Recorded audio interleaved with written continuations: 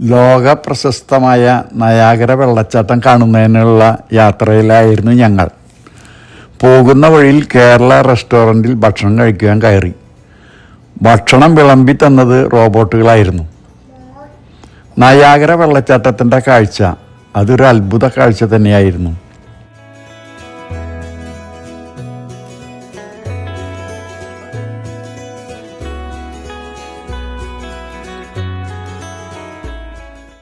ബോട്ടിലൂടെ ഞങ്ങൾ വെള്ളച്ചാട്ടത്തിനടുത്തേക്ക് പോയി.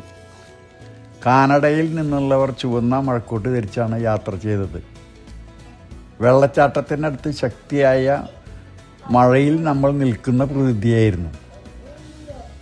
വായിലും മൂക്കിലൊക്കെ വെള്ളം കയറി.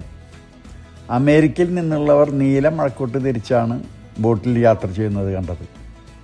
രണ്ട് രാജ്യങ്ങളുടെയും നടുവിൽ കൂടി ഒഴുകുന്ന നയാഗര നദിയുടെ ഭാഗമാണ് നയാഗര വെള്ളച്ചാട്ടം. വെള്ളച്ചാട്ടത്തിൻ്റെ കൂടുതൽ ഭാഗവും അമേരിക്കയുടെ അതിർത്തിയിലാണ്. പക്ഷേ വെള്ളച്ചാട്ടം കൂടുതൽ കാണാൻ സാധിക്കുക എതിർക്കരയിലുള്ള കാനഡയിൽ നിന്നാണ്. ഞങ്ങളുടെ താമസ സ്ഥലത്തു നിന്ന് ഏകദേശം 200 കിലോമീറ്റർ അകലെയാണ് നയാഗര വെള്ളച്ചാട്ടം. സാഞ്ചോയാണ് ഇത്ര സമയവും കാർ ഡ്രൈവ് ചെയ്തത്.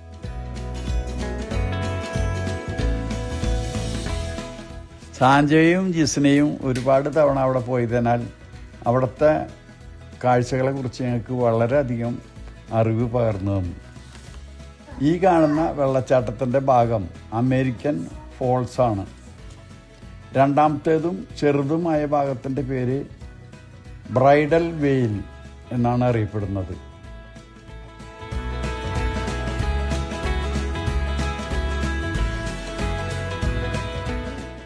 മൂന്നാമത്തേതും ഏറ്റവും വലുതുമായ വാട്ടർഫോൾസിൻ്റെ ഭാഗം ഫോൾസ് ഷൂ എന്നറിയപ്പെടുന്നു. അതായത് കുതിരലാടത്തിൻ്റെ ഷേപ്പിലാണ് ഈ വെള്ളച്ചാട്ടം കാണുക.